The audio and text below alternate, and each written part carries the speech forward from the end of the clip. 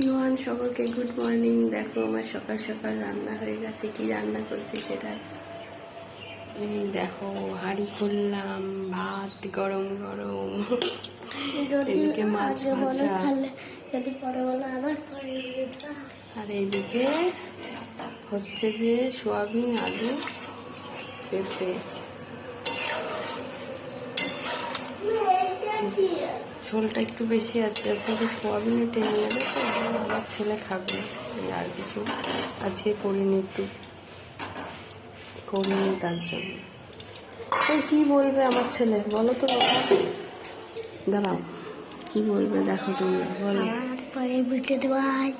পরের ভিডিওতে আবার দেখা হবে তাই বলছে। টাটা বন্ধুরা, সবাই ভালো থেকো। আর আমার ভিডিও ভালো লাগে লাইক, কমেন্ট, শেয়ার, সাবস্ক্রাইব করে দিও। আমার ইউটিউব চ্যানেল আছে, ওখানে সাবস্ক্রাইব করে দিও।